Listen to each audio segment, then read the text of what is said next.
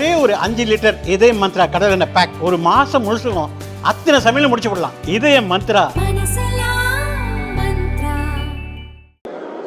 மாண்புமிகு தமிழக முதல்வர் அவர்கள் தமிழ்நாடு முழுவதும் உள்ள மாநகராட்சி, நகராட்சி, பேரூராட்சி பகுதிகளில் 3768 முகாம்கள், கிராம பகுதிகளில் 6232 முகாம்கள், ஆக மொத்தம் 10,000 முகாம்கள் மூலம் மக்களுடன் நம்முடைய மாண்புமிகு முதல்வர் என்ற ஒரு திட்டத்தை அறிவித்து கிராமப்புறங்களில் 15 துறைகள் மூலம் 46 சேவைகளும், நகராட்சி பகுதிகளில் 13 துறைகள் மூலம் 43 சேவைகளும் செய்வதற்காக மாண்புமிகு முதல்வர் அவர்கள் திட்டமிட்டு இன்று நம்முடைய சிதம்பரத்தில் ஆரம்பித்து வைத்திருக்கின்றார்கள்.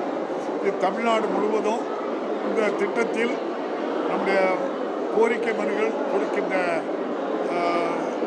கொடுக்கின்ற தாய்மார்கள் எல்லோருக்கும் 45 நாட்களில் அந்த மனுவுக்கு தீர்வு கண்டு நேரடியாகவோ அல்லது அவர்களுக்கு தேவையான என்ன சான்றோ அவர்களுக்கு வழங்கப்படும். இதான் இந்த திட்டத்தினுடைய மையப்பொருள். சொல்லிட்டு நல்ல கருத்து. இவ்வளோ நாள் ஆகிருக்கு அதை கண்டுபிடிக்கிறதுக்கு. எல்லா துறையும் தமிழ்நாட்டில் சிறப்பாக தான் இருக்குது.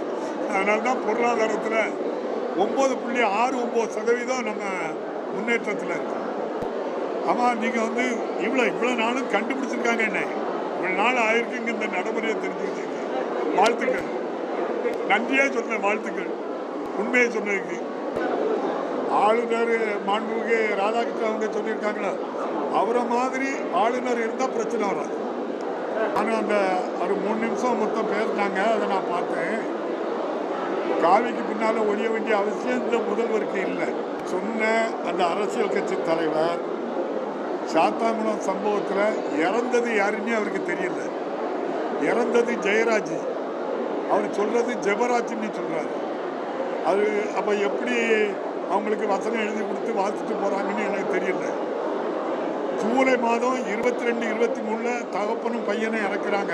ஜூன் மாதம், ஜூலை மாதம் வரை வழக்கு பதிவு பண்ணல.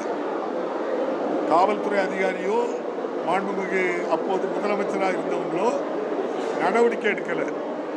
பல காரணங்கள் சொன்னாங்க.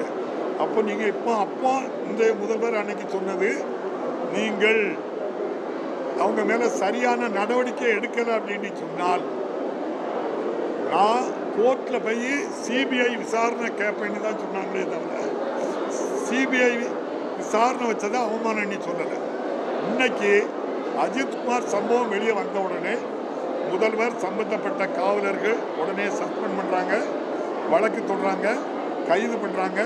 ஜுடிஷியல் மேஜிஸ்ட்ரேட்டு, நீங்கள் ஜுடிஷியல் மேஜிஸ்ட்ரேட்டு விசாரணை போடுறாங்க. இந்த கவர்மெண்ட்டுக்கு யாரையும் பாதுகாக்கணும்னு நோக்கம் இருந்தால் ஜுடிஷியல் விசாரணை போட வேண்டிய அவசியம் வந்திருக்காது. போட்டுட்டு ஸ்டேட் கவர்மெண்ட்டு சிபிசிஐடிக்கு மாற்றி நாங்கள் விசாரித்தோம்னா நீங்கள் என்ன சொல்லுவீங்க, இவங்களே தவறாக விசாரிப்பீங்க அப்படின்னா அப்போ சிபிஐயே விசாரிக்கட்டு அப்படின்னு முதல்வர் அவர்கள் சரியான நடவடிக்கை எடுத்ததோடு மட்டுமல்ல, இந்த காவலர்கள் செய்த தவறுக்காக அவங்கள அந்த அம்மாவே தொலைபேசியிலே தொடர்பு கொண்டு வருத்தம் தெரிவித்தாங்க. அந்த குடும்பத்துக்கு அந்த அடுத்த பையனுக்கு வேலை கொடுத்துருக்காங்க, இடம் கொடுத்தாங்க, வீடு கட்டக்கு தூரத்தில்னாங்க, வேலையும் பக்கத்தில் கொடுக்கறதுக்கு ஏற்பாடு பண்ணியிருக்காங்க. அது ஒரு பக்கம் அந்த பையனை இழந்த குடும்பத்தை பாதுகாக்குது. இன்னொரு பக்கம் விசாரணை சரியாக இருக்கணும்னு சொல்லி, அதனால் அவர் சொன்னது யார் சொல்லி இந்த பிரச்சனை பண்ணுறாருன்னே தெரியல. ஏன்னா சம்பவம் நடக்கு, சம்பவத்தில் ஈடுபட்டவங்க அவ்வளோ பேர் மேலேயும் வழக்கு பதிவு, கைது, ஜுடிஷியல் விசாரணை, சிபிசிஐடி எஸ்பிசிஐடி விசாரணை, அதுக்கப்புறம் சிபிஐ விசாரணைக்கு வந்தாச்சு. இதுமே என்ன கோரிக்கை வச்சு நேற்று பண்ணாங்க சொல்லுங்க. நேற்று போராட்டம் அது அந்த எண் சரியும் இல்லை. அந்த பேருக்கு அவங்க இதுவரை அவங்களுக்கெல்லாம் போய் ஆறுதல் சொன்னாங்களா இல்லையா? அவங்க சொல்கிறாங்கள இன்னைக்கு என்ன நோக்கத்துக்கு வந்தாங்கன்னு தெரியல. நான் கேட்கங்க, அருண்ராஜ் வருமான வரித்துறையில் வேலை பார்த்தார், இப்போ ரிசைன்மெண்ட்டுங்க சேர்ந்திருக்காரு. யார் சொல்லி சேர்ந்திருக்காரு? எல்லாருமே சொல்கிறாங்க மாண்புமிகு உள்துறை அமைச்சர் அமித்ஷா தான் நீ அங்கே போய் சேருன்னு சொன்னாங்க. எனக்கு தெரியாது.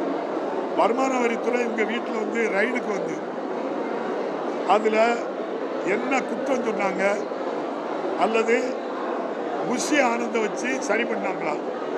புஷி ஆனந்தம் அவர் வந்து அப்போ நம்ம பாண்டிச்சேரியில் விஜய் ரசிகர் மன்ற தலைவராக இருந்தார். ஐயா அமித்ஷா கூட அவர் தொடர்பில் உள்ள ஆள், இப்பவும் தொடர்பில் இருக்கார். அவர் தான் வந்து சரி பண்ணாங்கன்னாங்க. வருமான வரித்துறை அவர் வீட்டுக்கு சோதனை போனது சரியா தப்பா? யார் அழுத்தத்தில் போனீங்க? அங்கே குற்றம் நடந்தா நடக்கலையா? யாருக்குமே தெரியாத. இப்போ வருமான வரித்துறை அதிகாரி அங்கே வந்து பொறுப்பு வாங்குறாரு. அந்த வருமான வரித்துறை சோதனையை சரி பண்ண புஷி ஆனந்த் அவர் ஒரு பொதுச் செயலாளர். இவங்களுக்கு ஒய்பிரிவு பாதுகாப்பு விஜய் கேட்கல. அது யார் கொடுத்தா, எது கொடுத்துருக்காங்க? எல்லாமே சொல்றது தான் சொல்றேன். நீங்கள் பத்திரிகை தான் சொல்றீங்க. மத்திய அரசு, ஒன்றிய அரசு, பாரதிய ஜனதா கட்சி சொல்லி தான் கட்சி ஆரம்பிக்கு. அவங்க அம்மா வந்து கிறிஸ்டின் மைனாரிட்டி ஓட்டை பிரிக்கிறதுக்காக பாரதிய ஜனதா கட்சியிலேருந்து அவரை போட்டிருக்கு அப்படின்னு சொல்கிறாங்க. இவருக்கு தனி விமானம் ஒன்றும் கொடுத்துருக்காங்க அப்படின்னு சொல்கிறாங்க. நினச்ச நேரம் எங்கேயும் போகலாம். அது உண்மையாக பையன் நீங்கள் தான் விசாரிச்சு